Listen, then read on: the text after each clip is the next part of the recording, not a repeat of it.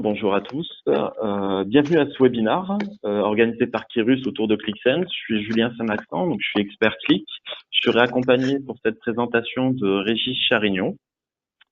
Donc dans ce webinaire, en fait, on va parler de ClickSense et des différents outils qui viennent s'intégrer autour de Click. La présentation va être aux alentours de 30 minutes. Je vous préconise de poser vos questions dans le chat et nous y répondrons à la fin de la présentation. Côté agenda, comment ça va se passer? Donc, on va d'abord faire un peu une rétrospective sur les outils Click et voir l'ensemble des outils que l'éditeur propose. Nous allons parler après d'une offre de bout en bout et puis nous ferons un focus sur les différentes technologies, donc Data Catalyst, Big Data Index et InsightBot. Click, donc Click, vous connaissez tous, hein. ClickSense est un produit de nouvelle génération pour l'analyse orientée vers le libre service, offrant une gamme complète de fonctionnalités et d'analyse de données pour les individus, groupes ou organisations. Donc nous avons des produits qui sont très connus de l'éditeur Click, ClickSense, ClickView, qui sont des outils de restitution, de visualisation. Des outils comme Click GeoAnalytics qui permettent de faire de l'analyse géospatiale et du Click Endprinting qui permettent de faire du rapport statique ou des envois de masse de rapports. Nous allons nous intéresser en fait à trois nouvelles technologies qui sont arrivées cette année, qui sont le InsightBot. Donc en fait c'est un chat pour faire de la conversation et avoir en fait des réponses sans aller directement dans des rapports Click. La partie Data Catalyst qui va être la préparation des données et la mise à disposition de celles-ci, on va y rentrer en détail. Puis l'associatif Big Data Index qui va vous permettre tout simplement de consulter un grand volume de données sans avoir à transférer, préparer ces données-là. Donc maintenant, en fait, grâce à Click, on va avoir une offre de bout en bout. Et si on se concentre un peu plus dans le détail, quand on regarde ClickSense, on s'aperçoit que ClickSense est sur la partie grise que vous voyez, donc l'analyse. On a un moteur associatif qui est la brique principale de Click, où à l'intérieur, on va faire de la visualisation via des fonctions ou expressions, des études géographiques ou on va poser des questions pour avoir des réponses sur de la prédiction ou autre. Et puis, on a toute une partie connaissance. On va faire de l'analyse guidée, du self-service et de la gouvernance pour les utilisateurs, de l'analyse intégrée ou de la mobilité. Ça, c'est ce qui était déjà dans le spectre de Click. Et puis, en fait, on a un nouvel outil qui est arrivé, donc, qui est le Click Data Catalyst, qui va vous permettre de préparer cette donnée-là à travers une solution de données de bout en bout, qui va aider les utilisateurs à transformer facilement des données brutes en informations gérées, prêtes pour l'analyse, via un catalogue centralisé. Et pour ça, en fait, on va créer un catalogue, on va les mettre à disposition dans une place de marché, et en fait, chaque utilisateur va pouvoir venir consulter cette donnée-là. Pour rentrer un peu plus dans ce détail-là, donc on va se concentrer sur la partie Data Catalyst dans un premier temps. Le Data Catalyst, c'est quoi? Tout simplement, le Data Catalyst, ça donne une approche moderne de la délivrance de la donnée avant l'emploi pour tous les acteurs de l'entreprise. Cet outil révolutionne un peu la gestion de données d'entreprise en remplaçant la chaîne d'alimentation qui était assez lente et lourde par un référentiel unique de données propres et bien documentées. Pour ça, en fait, on va pouvoir gérer son data lake avec des connexions vers du big data, par exemple, pour faire vraiment un contrôle de bout en bout. On va après créer en fait des vues de toutes les données via un catalogue de données. On va avoir à la suite de ce catalogue de données la mise à disposition de ces informations sur une place de marché libre de service, sécurisée, documentée pour tous les utilisateurs.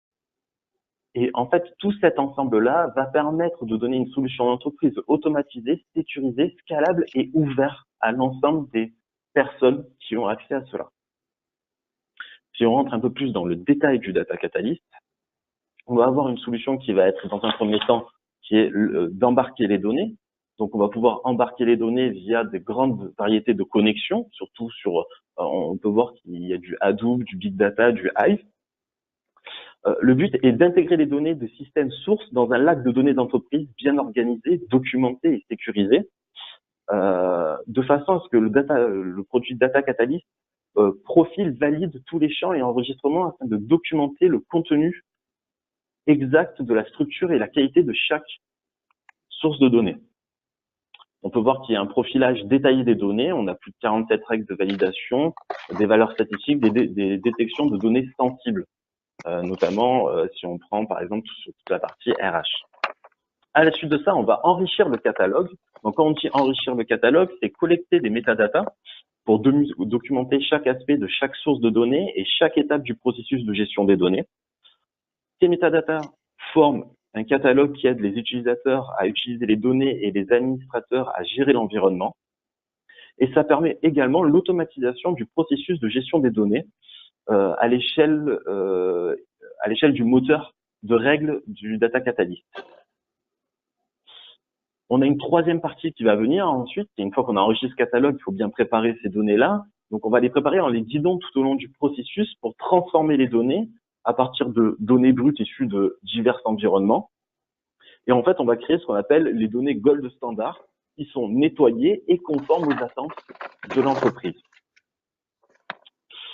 C'est sans programmation, comme vous pouvez le voir à l'écran, c'est tout simplement en fait entre guillemets des briques où on va lier les unes avec les autres de façon à pouvoir créer en fait des datasets. À l'intérieur de ça, on a un code natif quand même pour du big data. Et le lignage des données, pardon. Et à la fin, en fait, la dernière brique, c'est la publication la plus importante, c'est de fournir les données en les rendant disponibles pour une consommation facile et sécurisée par un grand nombre d'utilisateurs de données d'entreprise.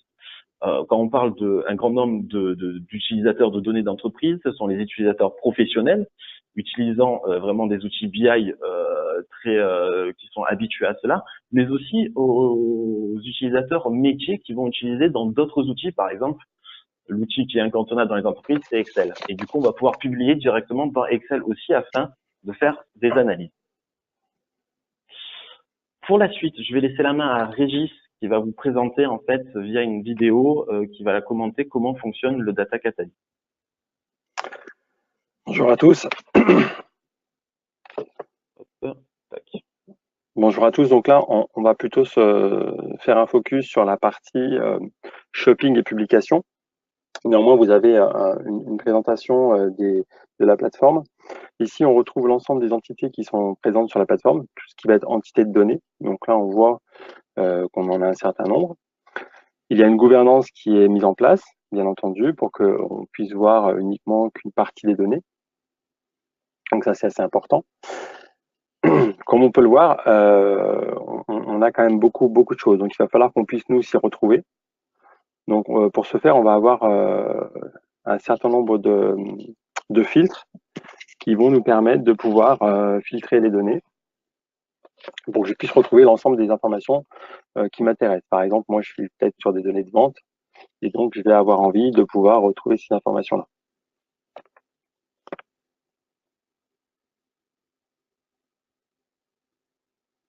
Donc là, on va pouvoir filtrer sur le dataset. Donc effectivement, c'est une logique de recoupement de données.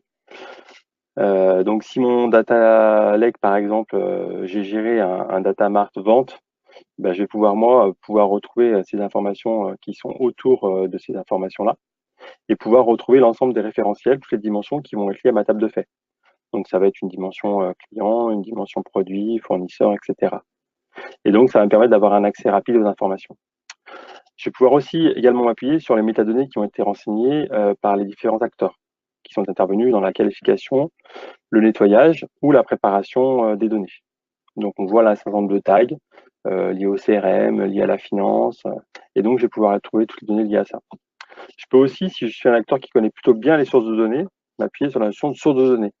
Et donc là, je vais pouvoir voir toutes les données qui sont liées à ma source. Sinon, j'ai un moteur de recherche en langage naturel sur lequel je vais pouvoir m'appuyer pour pouvoir rechercher l'ensemble des métadonnées qui m'intéressent. Et là, en l'occurrence, je vais m'intéresser aux informations de vente. Donc, je dois produire une analyse sur les ventes. Donc, en conséquence, je vais filtrer mon catalogue pour accéder à l'ensemble des informations qui sont pertinentes. Donc là, je vois l'ensemble des entités qui ont été liées sur le domaine des ventes. Et donc, ça va me permettre de simplement travailler dessus. On remarque pour chaque entité qu'on a des KPI, et ces KPI reposent sur, donc on a 3 indicateurs pondérés avec un certain nombre de règles derrière. On va pas rentrer dans le détail des règles, mais on va s'intéresser au moins à ces KPI pour vous donner des informations dessus, parce que c'est très important et ça va permettre de pouvoir conduire votre choix dans les données. Donc, en gros, on va commencer par le premier qui s'appelle opérationnel. Donc ça, c'est plutôt une notion de qualité de service. Ça veut dire en gros, est-ce que ma donnée est suffisamment fraîche? Donc ça va dépendre du rafraîchissement qu'on aura mis, nous, sur les données. Si c'est un rafraîchissement qui est tous les jours, par exemple, bah, effectivement, ça va me permettre de savoir si il a tourné tous les jours le traitement, si les données qui sont bien en ligne avec ce que j'attends, et de pouvoir comprendre si j'ai des trous dans les données. Est-ce qu'il manque des informations? Donc ça, c'est un premier point. Ensuite, on a la partie qualité. La partie qualité de données, ça me permet de savoir, en fait, c'est la qualité intrinsèque de la donnée. Est-ce que j'ai un taux d'enregistrement pour mes entités qui est à 100% ou pas? Est-ce que j'ai des trous dans mes données? Est-ce que j'ai des informations qui sont mal qualifiées? Donc ça, ça repose sur un certain nombre de règles. On en a 47 par défaut, mais ces règles-là, elles peuvent être enrichies, hein. On va pouvoir en rajouter d'autres. Et puis, on a la partie popularity. Donc là, c'est quelle est la popularité de mon indicateur? Est-ce que cette table est très utilisée? Est-ce qu'elle a été suffisamment taguée, commentée tout au long du processus de qualification? Et donc, on va s'appuyer sur les utilisateurs. Qui les utilise, quel profil? Donc, ça va nous permettre de savoir si j'ai un taux de popularité qui est assez élevé, ça va me permettre de savoir qu'elle est fortement utilisée. Et donc, grosso modo, ça va pouvoir m'encourager à lui faire confiance. Donc, effectivement, l'ensemble de ces KPI, ces 3 KPI-là, vont pouvoir me permettre de savoir est-ce que ma donnée a un bon taux de service, est-ce qu'elle est de bonne qualité et est-ce qu'elle est populaire, donc très utilisée, largement répandue dans l'entreprise. Une fois que j'ai identifié la source de données qui m'intéresse, eh ben, je vais pouvoir, moi, cliquer dessus et pouvoir trouver l'ensemble des informations qui sont liées à cette source. Donc là, on va cliquer sur la table, l'entité vente.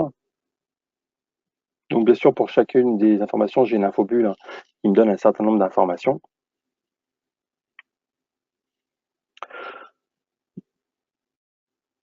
Donc là, on va cliquer pour avoir un aperçu de la donnée.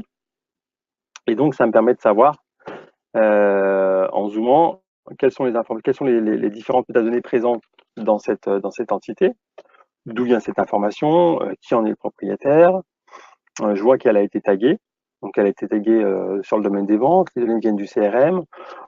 On lui a mis un statut de Gold, qui est un statut peut-être interne à l'entreprise. Maintenant, si je descends un peu, j'ai des informations sur la structure de la donnée, avec un certain nombre d'informations statistiques, le minimum, le maximum, etc. Je vais pouvoir aussi cliquer sur un petit graphique pour avoir des informations de distribution. Là, par exemple, j'ai la distribution du nombre d'enregistrements par pays de livraison. Donc, c'est intéressant de pouvoir avoir ces informations-là. Quand on descend un peu plus bas, on va avoir une notion sur les liens. En fait, comment est liée cette donnée OK, j'ai une entité, mais quelles sont tout l'ensemble des informations qui sont liées à cette source?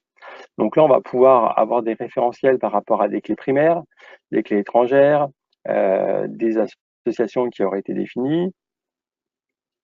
Donc, il y a plein de choses qui sont paramétrables.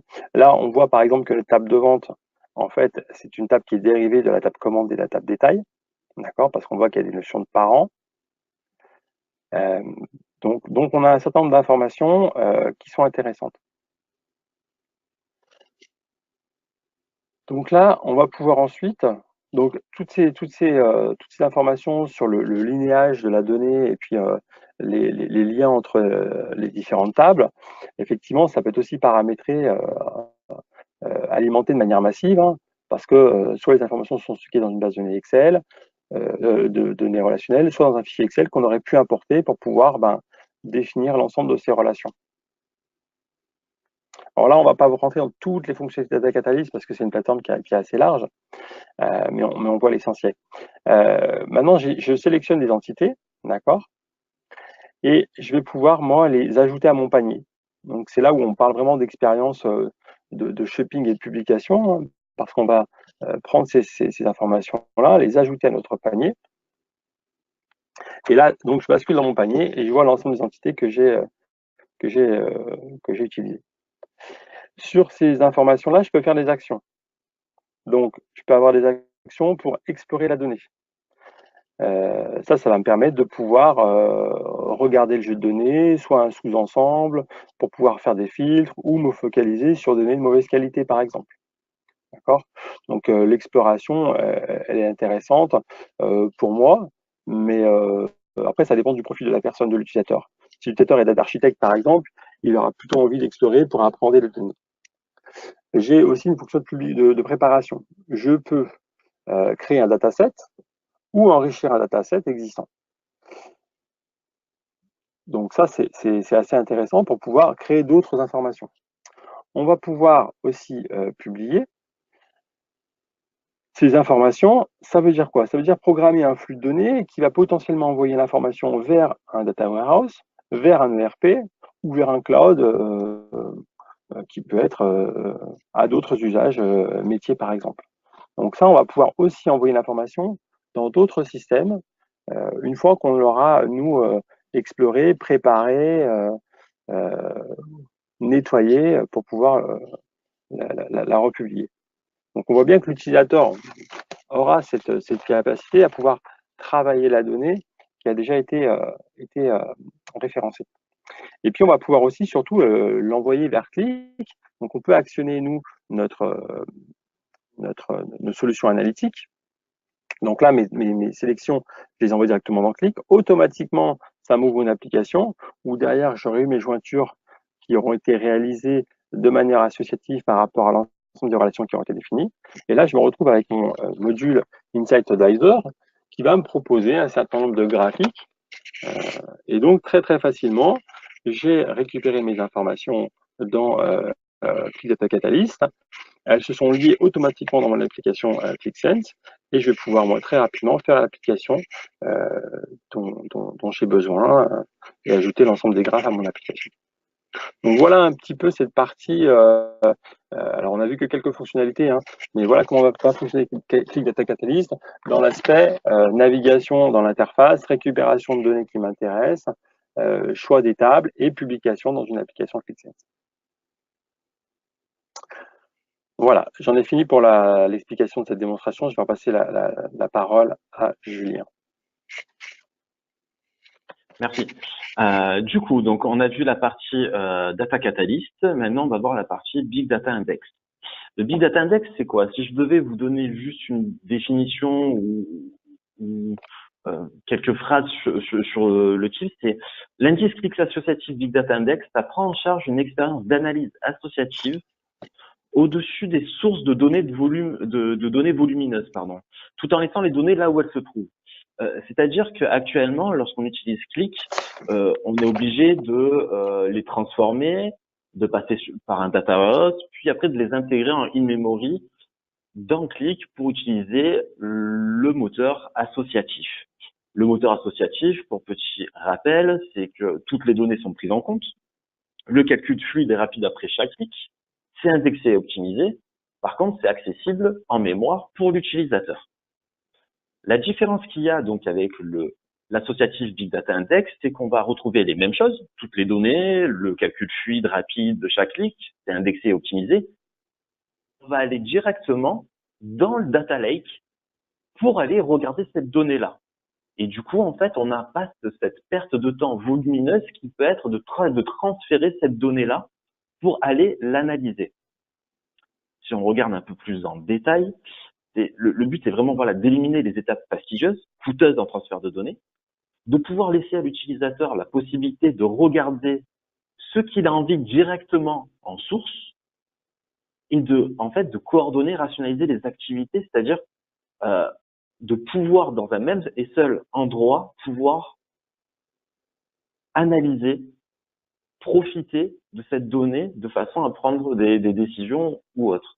La différence donc entre les deux, c'est qu'on peut avoir plusieurs types d'accès.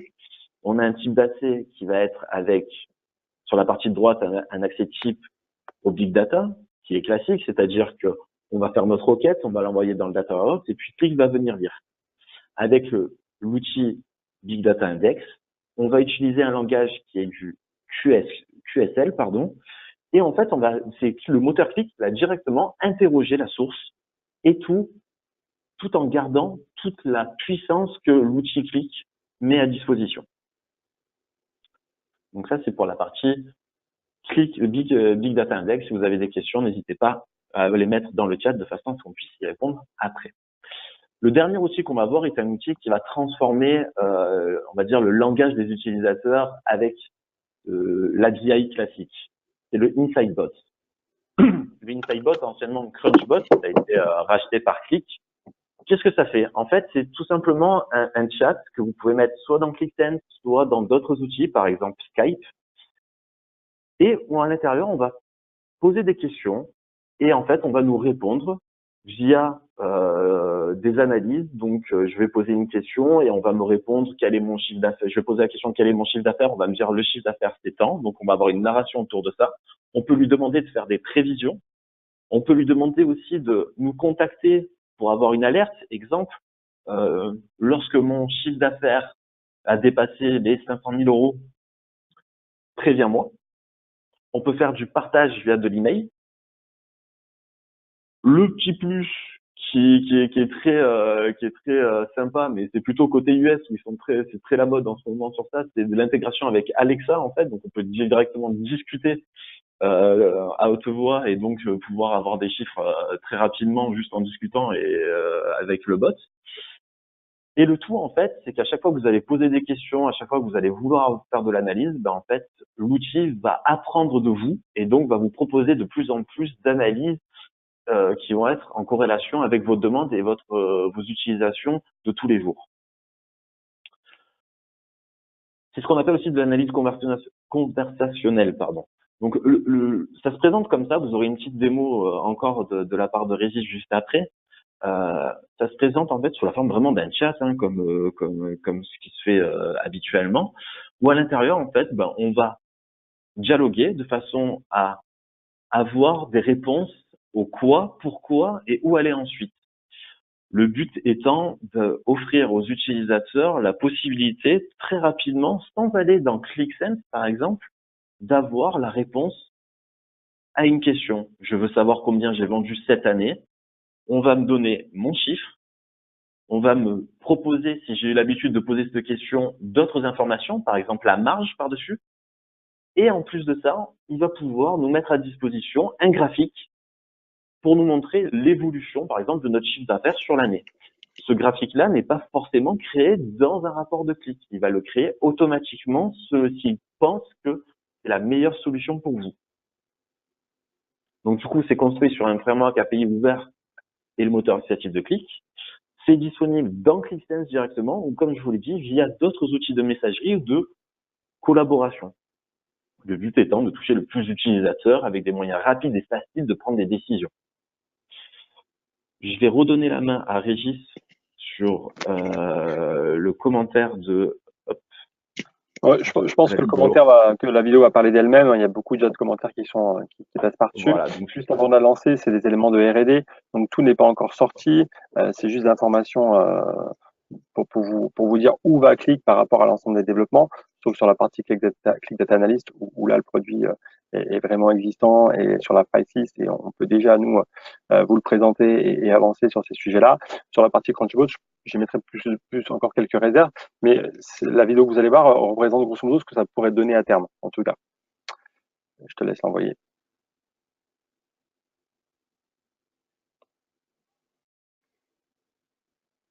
Donc là, on est sur Slack et on va interroger notre bot pour lui demander de nous montrer les applications.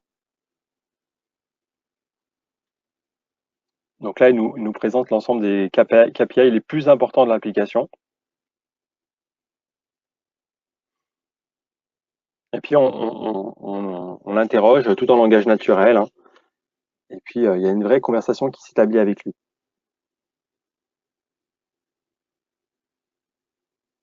avec des informations descriptives sur le graphique.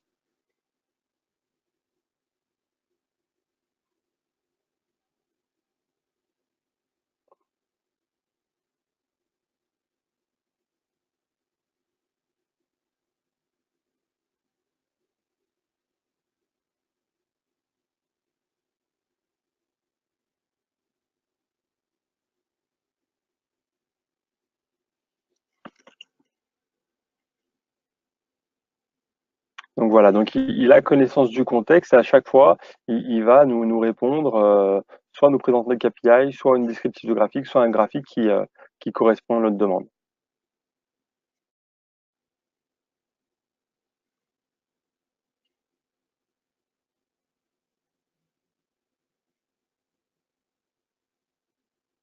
Donc quelque chose qui serait assez novateur, un système d'alerte, hein, qui serait super intéressant, qui est prévu, qui devrait arriver, je l'espère.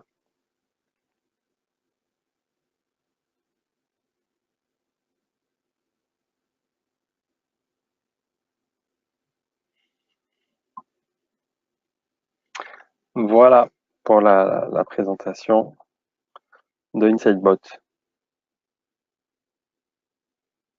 Du coup, vous avez pu voir en fait, donc comme le disait Régis, un peu les nouveaux outils qui vont être intégrés autour de ClickSense. Pour la présentation, nous avons fini. Je vous laisse écrire les questions si vous avez des questions dans le chat de façon à ce qu'on puisse vous répondre.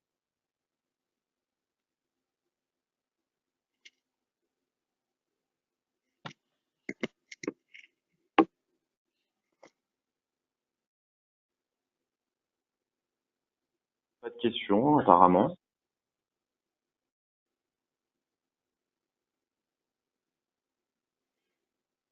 Alors, Dernière juste relance, pour toujours pas de information, questions. ouais, Vas-y juste un Régis, petit pardon. mot par rapport à tout ce qui va être roadmap. Là, on a présenté un certain nombre de choses. Il y a un événement mondial qui s'appelle Connection qui aura lieu au mois de mai. Là, il y aura encore plus d'annonces et, à mon avis, beaucoup plus d'informations sur les éléments de roadmap. Donc, n'hésitez pas à nous contacter ou à contacter vos commerciaux chez Kyrus pour qu'on puisse vous donner plus d'informations avec peut-être une visibilité sur les différentes dates de sortie, notamment à InsightBot, par exemple. Donc là, on a différents types de questions. Est-ce qu'on a déjà accompagné une entreprise sur un POC en InsightBot? Le produit étant à peine sorti, on n'a pas eu encore l'occasion.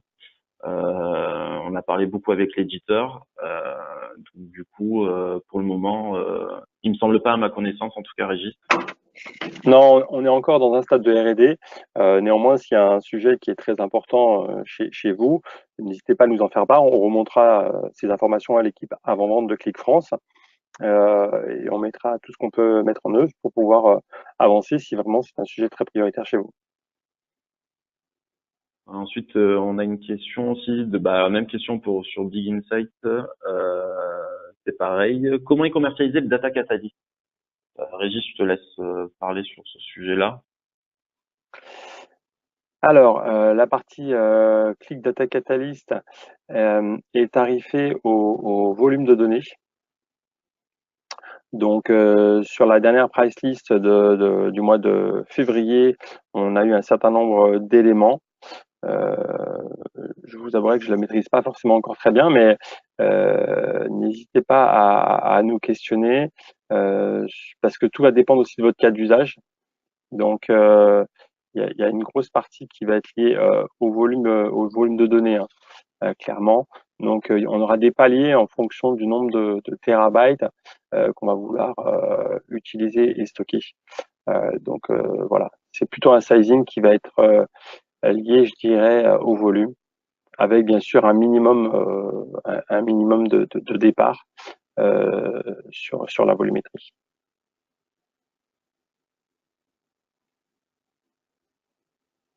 Et après, on avait la même question pour le Big Insight. Alors, je pense que c'est la même question. C'était pour le Oui, POC.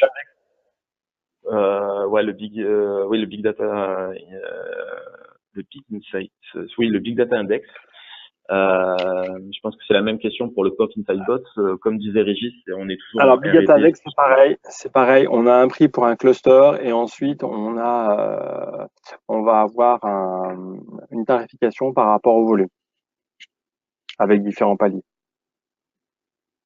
Donc là, encore une fois, rapprochez-vous de votre commercial et de l'équipe partenaire et on verra en fonction de votre cas d'usage, vous proposer, enfin, vous dire de manière précise ce que ça peut coûter.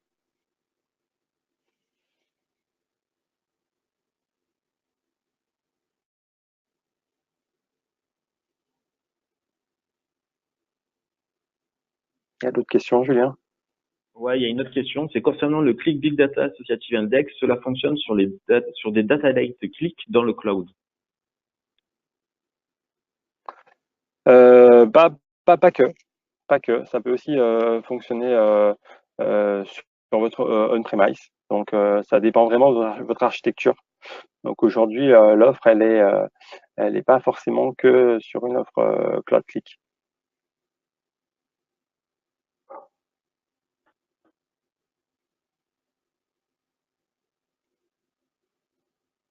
Il n'y a pas d'autres questions pour le moment. Bon, en tout cas, s'il y avait d'autres questions, n'hésitez pas à nous les faire parvenir par mail. On se fera un plaisir vraiment de revenir vers vous et de vous apporter l'ensemble des réponses.